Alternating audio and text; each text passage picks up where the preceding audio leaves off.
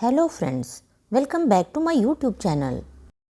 आज के वीडियो में हम बात करेंगे अश्वगंधा के बारे में कि अश्वगंधा का इस्तेमाल कब करना चाहिए और इसका इस्तेमाल कब नहीं करना चाहिए।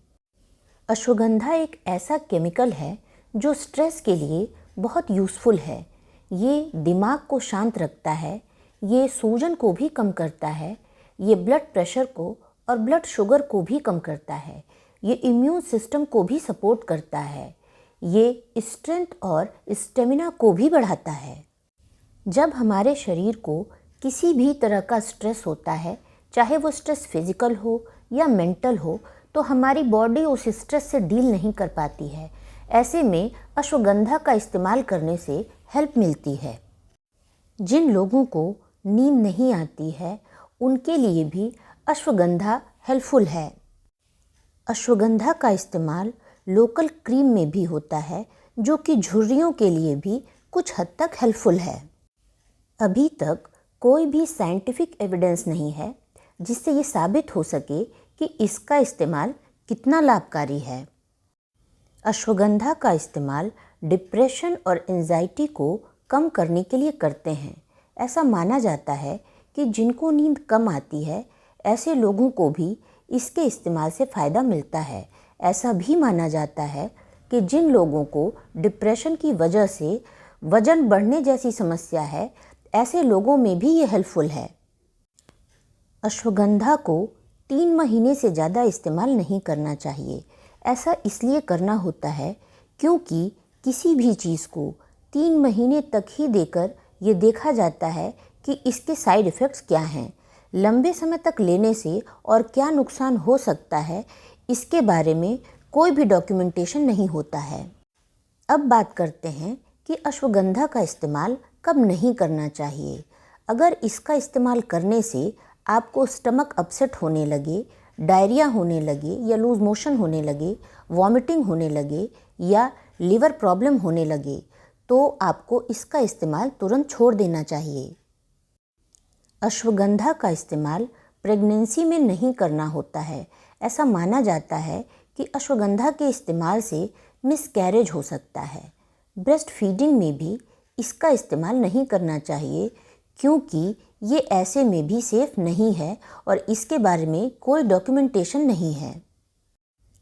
अगर किसी को लिवर की कोई बीमारी है, तो ऐसे में भी इसका इस्तेमाल नहीं करना चाहिए क्योंकि इसका इस्तेमाल करने से कुछ लोगों में लिवर को डैमेज भी हो जाता है। अगर किसी को कोई ऑटो इम्यून डिजीज़ है, तो ऐसे लोगों को भी अश्वगंधा का इस्तेमाल बंद कर देना चाहिए क्योंकि ये इम्यून सिस्टम को ज़्यादा एक्टिव कर देता है। इसका इस्तेमाल करने से ऑटो इम्यून डिजीज़ के सिम्टम्स भी बढ़ सकते हैं।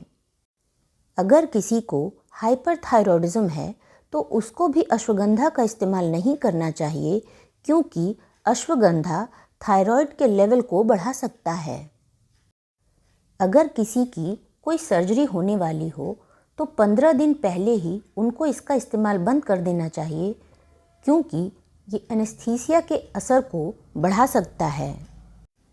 ये ब्लड प्रेशर को और ब्लड शुगर को कम करता है। तो अगर कोई डायबिटीज़ की मेडिसिन ले रहा हो या हाई ब्लड प्रेशर की मेडिसिन ले रहा हो, तो उसकी दवाएं भी शुगर को और ब्लड प्रेशर को कम करती हैं और ये भी उसको कम करता है। इसलिए ब्लड प्रेशर या ब्लड शुगर और बहुत ज़्यादा कम हो सकता है। कुछ दवाएं ऐसी दी जाती हैं जो इम्यून सिस्टम को सप्रेस करती हैं, जैसे कि ऐसी दवाएं ऑटो इम्यून डिजीज़ में दी जाती हैं। तो उस समय भी अश्वगंधा का इस्तेमाल नहीं करना चाहिए क्योंकि वो इम्यून सिस्टम को और एक्टिव कर देता है। अगर कोई डिप्रेशन की दवा पहले से ही ले रहा हो, तो ऐसे लोगों को भी अश्वगंधा का इस्तेमाल नहीं करना चाहिए।